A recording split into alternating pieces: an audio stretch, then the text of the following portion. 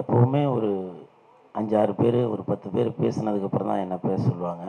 திடீர்னு பேச சொன்னோன்னா எனக்கு என்ன பேசுகிறதுன்னு தெரில. ஏன்னா பொதுவாகவே நான் நிறைய இடத்துல பேசி எனக்கு அவ்வளோவா பழக்கம் இல்லை. அதனால் நீங்களே ஒரு தடவை கை தட்டிடுங்க. இந்த சார் ஏதோ ஒரு கவுண்டர் போட்டிங்க, ஸ்டக் ஆகி போச்சு சார்.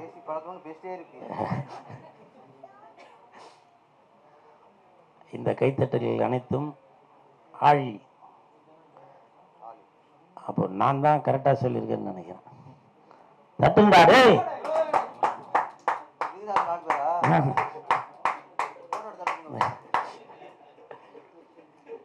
இங்க ஒரு குழந்தை வந்திருக்காங்க. குழந்தை பேர் என்னன்னு தெரியல. பேர் நான் தம்பி யாழன். அந்த யாழன் என்ன பண்ணாருன்னா, கையில செல்போன் இருக்கு, இருந்தாலும் அப்படியே டிவியே பார்த்துன்னு இருக்காரு. அவன் அந்த பொண்ணை பார்த்துட்டு இருக்கானா இல்ல அந்த டைரக்டர் இப்படிலாம் டைரக்ஷன் பண்ணிருக்காரு அப்படின்னு பார்த்துட்டு இருக்கானா? என்னப்பா அந்த பொண்ணு தான் பார்த்துட்டு இருந்தியா? பாத்தியா sir, song hit sir, success sir. பாருங்க இப்போ தெரிஞ்சு போச்சு. அது பொண்ணு தானே பார்த்துட்டு இருந்தா. ஓஹோ அர்ஜுனா அர்ஜுனா அம்பு வீடும் அர்ஜுனா. இந்த என்னவோ சொல்றான் தம்பி. தம்பி நீ அதான் என்னை திட்டுறேன், நீங்க திட்டுறீங்களாப்பா? சரி சரி சரி. அப்புறம் பாடலாசிரியர் சார், உங்க பேரு? மனோஜ். மனோஜ் அவர்களுக்கும் என் மனமார்ந்த வாழ்த்துக்கள். ஏன்னா இப்போ வர சாங்லாம் அந்த லிரிக் வந்து சரியா புரியாது. ஆனால் இவர் நல்லா புரியுற மாதிரி போட்டிருக்காரு. ஆனால் எண்டில் வந்து ஏதோ ஹியூமன் அப்படி இப்படின்னு போட்டு என்னவோ வந்துச்சு, இங்கிலீஷில் போட்டுருந்துச்சு. எனக்கு தெரியல, அது என்னவோ சொன்னீங்க, நானும் மறந்துட்டேன். மனிதனாக பிறப்பது நமக்கு கிடைத்த பாக்கியம். அப்புறம் அவ்வளோதான். பாருங்க, மனிதனாக கிடைப்பதே நமக்கு கிடைத்த பாக்கியம் அப்படின்ற ஒரு வரியை போட்டிருக்காங்க. இயக்குனராக கிடைப்பது நமக்கு பேரரசார் கிடைத்தது பாக்கியம். சேனல்ல வர்றா டைரக்டர் சார் சொல்ற, டைரக்டர் சாரு அந்த டைரக்ஷன் பண்ணும்போது கூட சொல்லுவாரு, அப்பா அந்த இடத்துல நல்லா கிளாப்ஸ் வரட்டும், சாங்ல இந்த இடத்துல நல்லா ஆடணும், ஃபைட்டு எப்பா ஃபைட்டர் நீ நல்லா அப்படி விழுப்பா அப்படின்னு சொல்லுவார். இந்த இடத்துல கூட நீங்க உங்களோட பெர்ஃபார்மன்ஸ் கரெக்டா இருக்கணும் அப்படின்ற கரெக்டா. இதுதான் இயக்குனர்.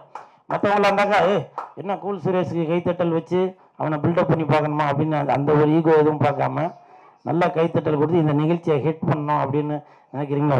நன்றி நன்றி சார். அப்படிங்களா? நன்றி நன்றி சார்.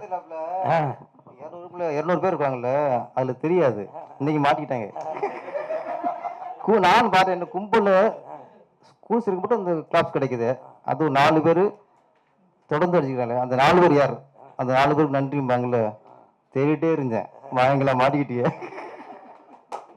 மாட்டிக்கினாரு ஒருத்தர், காப்பாத்தணும் கர்த்தர். ஸோ இந்த நிகழ்ச்சியில கலந்துக்கிட்டதுல ரொம்ப சந்தோஷம். அதுல நடிச்சவங்க வரலையா?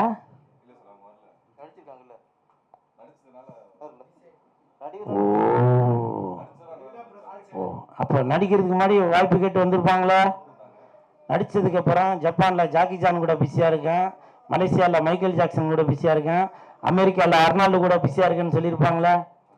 தெரியும் தெரியும். ஏன்னா இந்த இன்ன வரைக்கும் கூல் சுரேஷ் வந்து ஒருத்தர் கூட ஐயோ கூல் சுரேஷா அவர் கரெக்டா வரமாட்டாருப்பா, சம்பளம் அதிகம் கேட்பாருப்பா, ரொம்ப பிகு பண்ணுவாருப்பா அப்படின்னு ஒருத்தர் கூட சொல்ல மாட்டாங்க. இயக்குனர் பேரர் சார் அவங்களுக்கே தெரியும். நான் சாரோட 3-4 படம் நடிச்சாலே. இது எதுக்காக சொல்றோம் அப்படின்னாக்கா, சினிமாவில் நிறைய டைரக்டர் நிறைய ப்ரொடியூசர் அப்படிதான் இருக்கீங்களே. காலை சுத்துற பாம்பதான் இது, காலை சுத்துற நாய்க்குட்டிக்கு நீங்க பால் ஊத்த நினைக்கிறத, கழுத்தை சுத்துற பாம்புக்கு தான் பால் ஊற்றி அதை வளர்க்கணும் அப்படின்னு நினைக்கிறீங்க. தட்டுங்கடா தட்டுங்கடா, நல்ல விஷயத்துக்கு தட்டுங்கடா. நான் வந்து இது எல்லா ப்ரொடியூசரையும் எல்லா டைரக்டரையும் சொல்லவில்ல, சிலரை மட்டும் சொல்றேன். அது ஏன் உங்களுக்கு புரிய மாட்டேன்னு தெரியல. அதே மாதிரி இப்போ சொல்லும்போது கூட சொன்னாரு, பிக் பாஸ்ல இருந்து வந்தவங்க அப்படின்னா இப்பவும் சொல்றேன், நான் பிக் பாஸ் போயிட்டு வந்தால்தான். பிக் பாஸ் போயிட்டு வந்தால் அதெல்லாம் நல்லதெல்லாம் ஒன்றும் நடக்காது, புரியுதுங்களா? அது ஒரு தரித்திரம் பிடிச்ச நிகழ்ச்சி. நான் போயிட்டு வந்தவன், புரியுதுங்களா? பிக் பாஸ் 8 சீசன் வரைக்கும் வந்திருக்குல்ல, யாருன்னா ஒருத்தராச்சும் அதில் ஜெயிச்சவங்களும் சரி, இல்லை கெட்ட பேர் வாங்கிட்டு வந்தவங்களும் சரி, நல்ல பேர் வாங்கினவங்களும் சரி, யாருன்னா ஒருத்தராச்சும் வெளியில் தெரிஞ்சுக்கிறாங்களா? இல்லை. அவங்க வெளியில தெரிஞ்சோம் அப்படின்னு ஒரே காரணம், இயக்குனரால் மட்டும்தான் இது முடியும், அது தயாரிப்பாளரால் மட்டும்தான் முடியும். புரியுதுங்களா? நீங்க அந்த மாதிரி ஒரு ஃபேம் இருக்கு அப்படின்னு நினைச்சிட்டு அதுவே வந்து இப்போ நம்ம ஏதோ ஒரு காசி ராமேஸ்வரம் போய் அங்க போயிட்டு நம்மளோட கஷ்டத்தெல்லாம் போய் கழிச்சிட்டு வரணும்னு சொல்லுவோம் இல்லையா, அப்படி ஒரு கழிக்கக்கூடிய இடம் தான் இந்த பிக் பாஸ். நீங்க அங்கிருந்து போய் தேடி பிடிச்சிட்டு வந்திருக்கீங்க.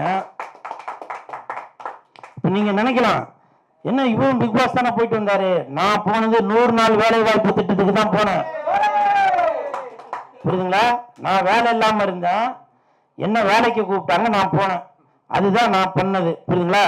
அதனால அங்க நடக்கிறது வந்து எல்லாமே உண்மைதான். பிக் பாஸை பத்தி நம்ம குறை சொல்றதுக்கான இது இல்லை. ஆனால் பிக் பாஸ் போயிட்டு வந்தாக்கா அதுக்கான ஒரு ரெகக்னைஸ் எல்லாம் கிடைக்காது. அது ஒரு ஒரு ஒரு ராசி இல்லாம இருக்குது. ஆனால் அங்க போறவங்களுக்கு சம்பளம் உண்டு, சாப்பாடு உண்டு, நல்லா சொகுசா இருக்கலாம். நல்லவங்களா வெளியில தெரியுறவங்க உள்ள போனோம்னா அவங்களோட முகம் கெட்ட முகம் தெரிஞ்சிடும்.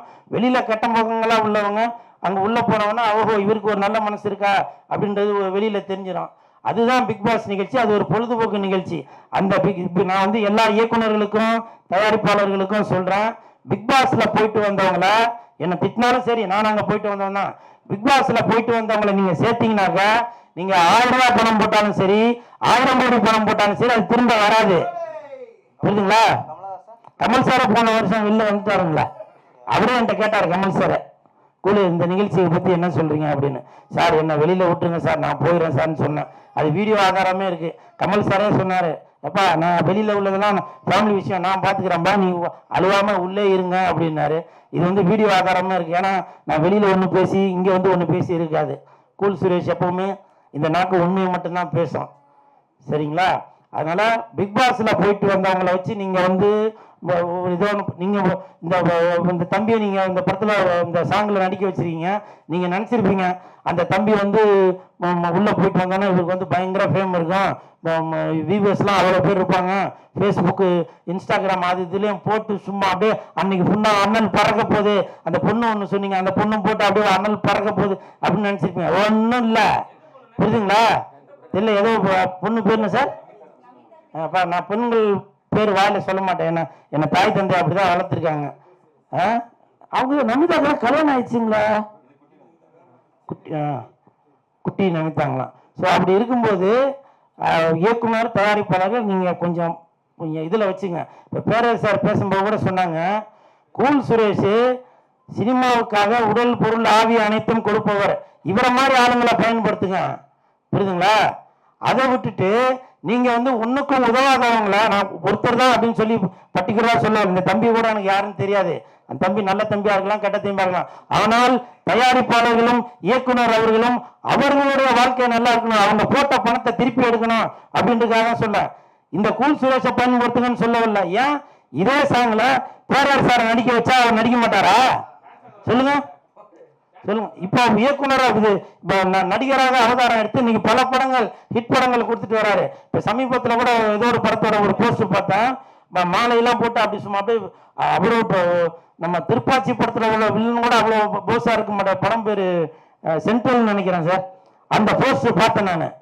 சரிங்களா? அப்படி சினிமாவுக்காக உடல் பொருள் ஆவி அனைத்தும் கொடுக்கக்கூடியவங்க இருக்கும்போது எதுக்கு இந்த மாதிரி ஒரு ஃபேக்கான விஷயம் அவங்கள நம்பி இப்போ நீங்க பணத்தை போட்டுட்டு இன்னைக்கு இந்த பிரஸ் மீட் நடக்கிறதுக்கு எவ்வளவு கஷ்டப்படுறீங்கன்னு எனக்கு தெரியும். 10 நாளாவே இந்த விஷயங்கள் நடந்துட்டு இருக்கு. பிஆர்ஓ பேர் என்னது, சக்தி சரண் அவர்கள் என்கிட்ட போன்ல பேசும்போது சொன்னாரு, சார் இந்த இதுக்கு ஆழியோட ஆல்பம் சாங் வந்து ப்ரொடியூசரும் டைரக்டர் அவ்வளோ கஷ்டப்பட்டுட்டு இருக்காங்க, நீங்க கொஞ்சம் ஹெல்ப் பண்ணுங்க சார், பேரர் சார்லாம் வராரு. பேரர் சாரே வரும்போது அப்புறம் நான் வரதுக்கு என்னங்க, நான் வரேங்க அப்படின்னு சொன்னேன். ஸோ அவ்வளோ கஷ்டப்பட்டு இந்த ஆல்பம் சாங்கை எடுத்து அவங்களுக்கு பணம் சம்பாதிக்க முடியுமோ இல்லையோ, அதில் நடிச்சவங்க ஒரு சப்போர்ட் பண்ணி அடுத்த கட்டத்துக்கு போறதுக்கு அவங்க ஒரு உதவியா இருக்கணும்ல. அதே எனக்கு ஒரு மன வருத்தம் தான். அதனால இந்த மாதிரி ஒரு சாங்கோ இல்லை ஒரு படமோ ஏதோ ஒன்று வரும்போது நீங்க ஒத்துழைப்பு கொடுங்க. புரியுதுங்களா? நிறைய இயக்குனர்கள் என்ன பண்றீங்க, தயாரிப்பாளர் என்ன பண்றீங்க, யாரு உங்களுக்கு டேட்டு தரலையோ அவங்க கிட்ட போய் சார் ஒரு நாள் கொடுங்க போதும், அரை நாள் கொடுங்க போதும் நிக்க வேண்டியது. உண்மைதானே கார்த்தி? அதுக்கப்புறம் சார் எனக்கு ஒரு நாளைக்கு 10 லட்சம் சம்பளம், உங்களுக்கு 15 லட்சமா தரேன், நீங்க வாங்க, இந்த ஷெட்யூல்ல நீங்க ஒரு நாள் டேட்டு கொடுங்க போதும் அப்படின்னு சொல்றது. அதுக்கப்புறம் அவங்க ஆடியோ ரிலீஸ் கூப்பிட்டாலும் வரதில்ல, பிரஸ் மீட் கூப்பிட்டாலும் வரதில்ல, டப்பிங் கூப்பிட்டாலும் நான் வந்து பாம்பேல இருக்கேன் பொட்டியை தூக்கி அங்க வாங்க, நான் ஹைதராபாத்ல இருக்கேன் பொட்டியை தூக்கி அங்க வாங்க அப்படின்னு இவங்களும் தூக்கிட்டு போவாங்க, எல்லாமே பண்ணுவாங்க.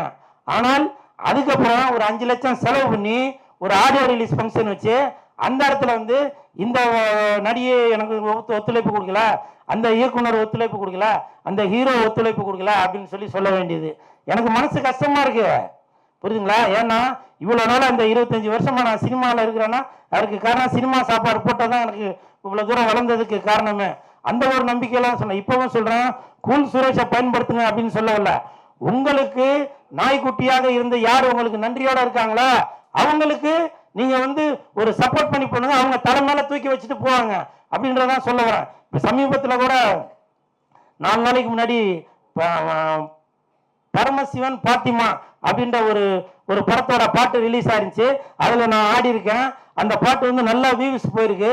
அதை பார்த்துட்டு அந்த படத்தின் இயக்குனர் கார்வண்ணன் அவர் வந்து என்கிட்ட சொன்ன, இசக்கி கார்வண்ணன் அவர் வந்து எனக்கு ஃபோன் பண்ணி சொன்னார், கூலு இந்த பாட்டு வந்து நல்லா ஹிட்டா இருக்கு, நல்லா வியூஸ் போயிருக்குன்னா அது கூல் சுரேஷே நீங்க தான் காரணம்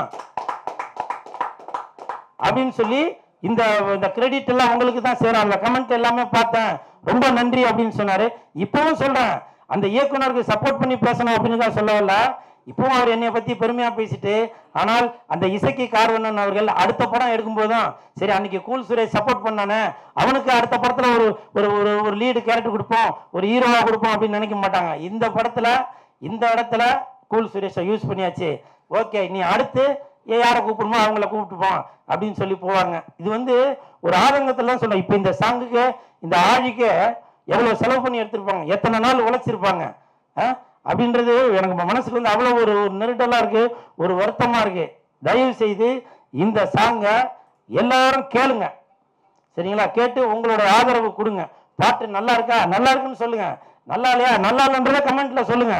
ஏன்னா உங்களுடைய கருத்து என்னன்னு தெரிஞ்சாதான் ஒருவேளை சூப்பரா இருக்கு அப்படின்னாக்கா இதோட பெட்டரா இருக்கணும் அப்படின்னு சொல்லி இயக்குனர் ஈசான் அவர்கள் நினைப்பாரு. அதே மாதிரி நல்லா இல்லை அப்படின்னாக்கா இதை விட பெட்டரா இருக்கணும் அப்படின்னு தயாரிப்பாளர் வசந்த் அவர்கள் நினைப்பாங்க. அதனால வெந்து தனிந்தது காடு, ஆழிக்கு வணக்கத்தை போடு. 2 நாளைக்கு முன்னாடி ஐஸ்வரி கணேசர் அவர்களுடைய மகள் திருமணத்துக்கு போயிருந்தேன். அங்கே வந்து நிறைய சினிமா பிரபலங்கள் வந்திருந்தாங்க, அரசியல் தலைவர்கள் வந்திருந்தாங்க, தொழிலதிபர்கள் வந்திருந்தாங்க, பொதுமக்கள், இப்படி எல்லாரும் பல பேர் வந்திருந்தாங்க. அப்போது ஜெயம் ரவி அவர்களும் வந்திருந்தாங்க, அவங்க கெனிஷா கூட அவங்க வந்திருந்தாங்க. அப்போது ஜெயம் ரவி வந்து என்னை பார்த்து கேட்டார், என்ன கூலு நல்லா இருக்கியா, ஆள் நல்லா ஸ்மார்ட் ஆகிட்டியாப்பா, உடம்புலாம் குறைச்சிட்ட, காஸ்டியூம்லாம் சூப்பராக இருக்குது, ஹீரோவாக நடிக்கிற போல், எல்லாம் வீடியோ எல்லாம் பார்த்தேன், ஆல் த பெஸ்ட், சாப்பிட்டாச்சா அப்படின்னாரு. இப்போ தான் சாப்பிட போகிறேன் அப்படின்னா, போய் சாப்பிடு, நான் சாப்பிட்டேன் அப்படின்னு சொல்லிட்டு வெளில வந்துட்டேன். இது வந்து சோசியல் மீடியாவில் வீடியோ எல்லா இடத்துலையும் வந்துச்சு, எல்லாம் பார்த்துருப்பீங்க. நேற்று இரவு என் தாயின் மீது ஆணையாக சொல்கிறேன், நேற்று இரவு எனக்கு ஒரு 11:30 மணி இருக்கு. அப்போ எனக்கு ஒரு ஃபோன் ஒன்று வந்துச்சு, பெங்களூர்லேருந்து ஒரு லேடி தான் பேசுகிறாங்க. அவங்க ஃபோன் அடித்து, என்னங்க நீங்கள் என்ன ஜெயம் ரவிக்கு சப்போர்ட் பண்ணிட்டு இருக்கீங்க, அவர் எப்படி தெரியுமா, அப்படி தெரியுமா, இப்படி தெரியுமா அப்படின்னு பேசிகிட்டு இருக்காங்க.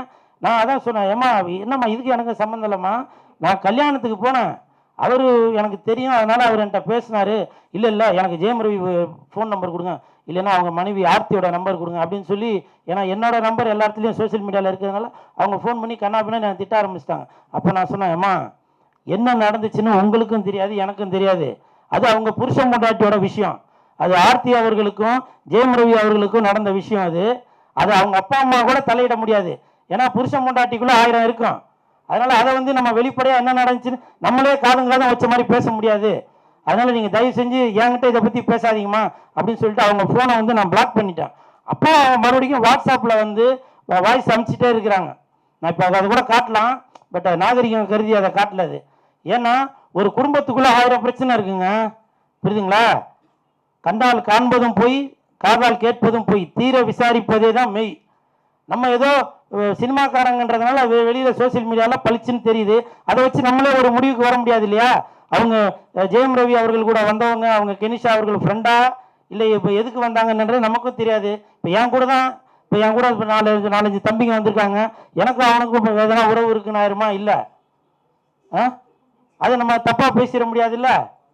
ஸோ அந்த மாதிரி தான் சொல்ல வரேன். இதுக்காக நான் இவங்களுக்கு சப்போர்ட் பண்ணி பேசுகிறேன் அப்படின்னு சொல்ல வரல. நான் என்ன நடந்தது என்று நமக்கு யாருக்குமே தெரியாது.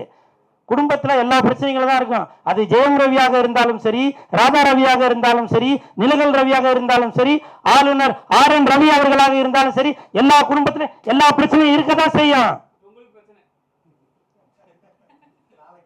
நான் பல பிரச்சனைகளை பார்த்தாச்சுங்க. ஜெயிலுக்கு மட்டும்தான் போல, அதையும் கூட நீங்க போக வச்சிருவீங்க போலையா? அதனால தயவு செய்து அவர்கள் குடும்ப பிரச்சனை அது கோர்ட்ல இருக்குது, அது அவங்களே பார்த்துக்க போறாங்க. அந்த எனக்கு ஃபோன் பண்ண அந்த தாய்க்குளம் அவர்களுக்கு நான் வந்து உங்களை மண்டிட்டு கேட்டுக்கொள்கிறேன்.